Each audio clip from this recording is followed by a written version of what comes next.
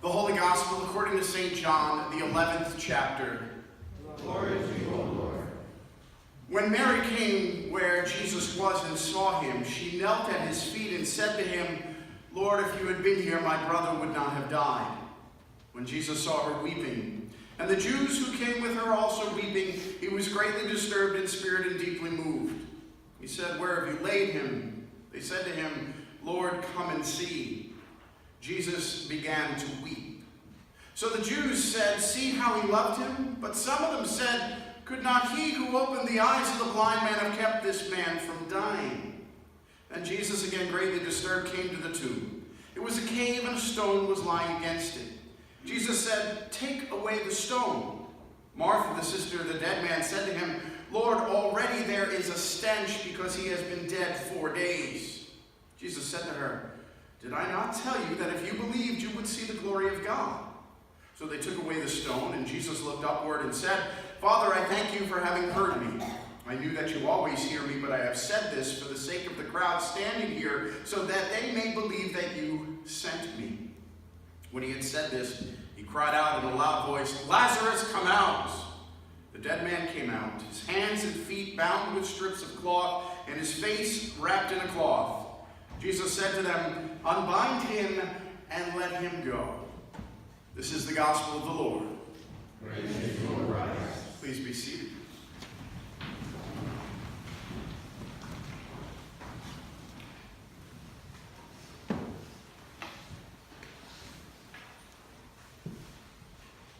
The sting of death is painful and powerful.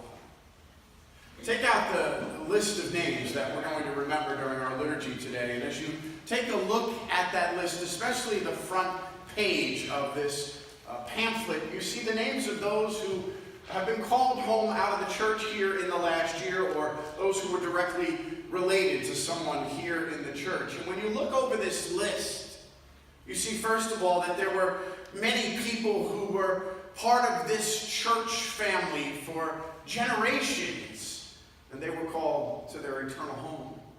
As I look at this list, I see the name of a Lude parent who was unexpectedly called to his eternal home with a heart attack and was on life support for a few days. And then the name that affects me most personally is the name of little young Andrew McMorris that I mentioned a few weeks ago. And every day as I look at Facebook, I see Andrew's family posting a new video or a new picture. And it's a reminder of the incredible emptiness and pain and suffering that family is experiencing in the aftermath of the loss, the tragic loss of their 12-year-old son. It's heart-wrenching.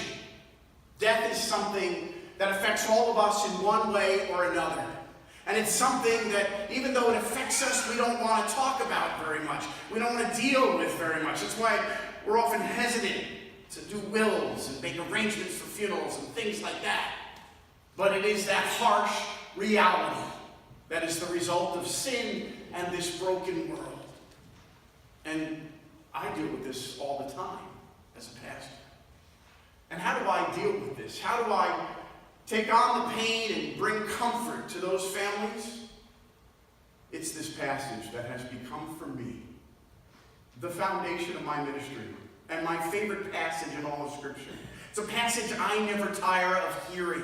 And it's a passage that is at the heart of the hope that we all have as those who are baptized into Christ's death and resurrection.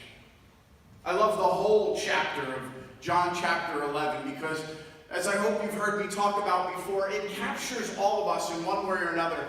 The story begins with Jesus away with the apostles. They're doing the work that God has called them to do. And Mary and Martha know that Lazarus is sick, if you remember the story. So they send for Jesus. They've spent enough time with Jesus to know that there's something special going on here. And what's interesting about this with Mary and Martha is, if you remember in Luke tells us the story of how Jesus came over to dinner to Mary and Martha's, and Mary sat and listened to Jesus teach. But Martha was too busy. She wanted to do the dishes and cook the meal and all these other things. They had heard those teachings, and what's interesting is, as this story goes on, is is that you see that reflected in the reactions of both Mary and Martha. They send for Jesus like we pray, Lord, bring healing. All the people we put on the prayer list.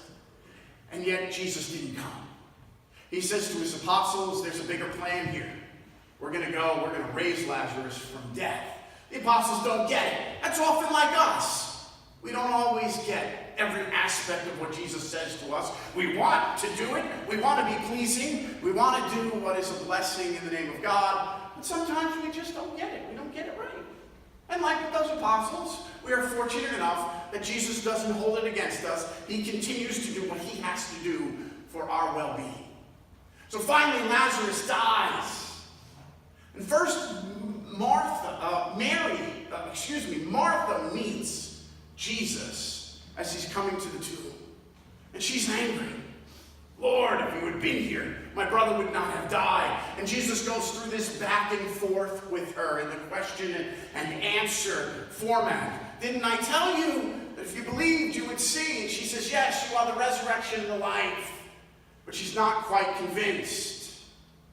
Mary, on the other hand, as Jesus later gets to her, where our gospel lesson picks up, Mary comes and falls on her knees at Jesus' feet. Lord, if you had been here, my brother Lazarus would not have died. Contrasting ways of greeting Jesus and dealing with the grief. Martha's angry, she's in disbelief. Mary, she's upset, hurt, probably a little angry that Jesus didn't come, but falling on her knees in submission. Then Jesus comes to the tomb. Martha's ready to argue with him. He's already rotting. He's dead. What can you do now, Lord?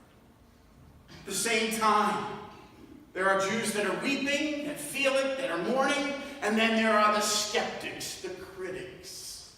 Couldn't he who opened the eyes of the blind man have kept this man from dying? Why did God allow this to happen? Why does God do this to me? Why doesn't God solve this or fix this or ban hunger or all the other problems in the world? The criticism that leads to disbelief or to just the feeling that there is no God. And in the midst of all that, that shortest verse of the Bible tells us the most about our God. Jesus began to weep. Think about that. Think about what that means for our personal journey when we're confronted with these names. God is not disconnected from us. God does not understand what we're going through. God, the creator of all things, the savior of all things, the judge of all things, weeps with us at every graveside, at every hospital bed, at those moments that we are alone and in despair and empty. God is weeping with us. For me personally, that's the strength that I need when I deal with death and with funerals and with those moments where I feel alone in the face of the overwhelming despair and pain that death can often bring into our lives. And what's incredible about this moment is that as Jesus is weeping, it's not as though he doesn't know why he came there or what he's going to do. Keep that in mind. He's weeping because another one of his children have experienced the pain and the loss of death. It's not because he doesn't have a way of fixing it. He's come there to raise Lazarus. He's come there already having told the apostles, I'm going there to raise him from the dead. But he's coming there and experiencing and taking on that pain so that we know that the motivation behind our God is not to banish us and punish us and leave us wallowing in our suffering, but so that the Lord can say those words, as he said to Lazarus. Lazarus, come out. To you and me, he says, come out of your grief and suffering. Come out of death into life. That's what it means to be a Christian. That's what it means to be baptized into Christ. And that's why, for me, this never grows old. I never tire of this message, and I never tire of the hope that it brings. As Jesus weeps with us, Jesus died for us. And as Jesus rose, Jesus raises us from death.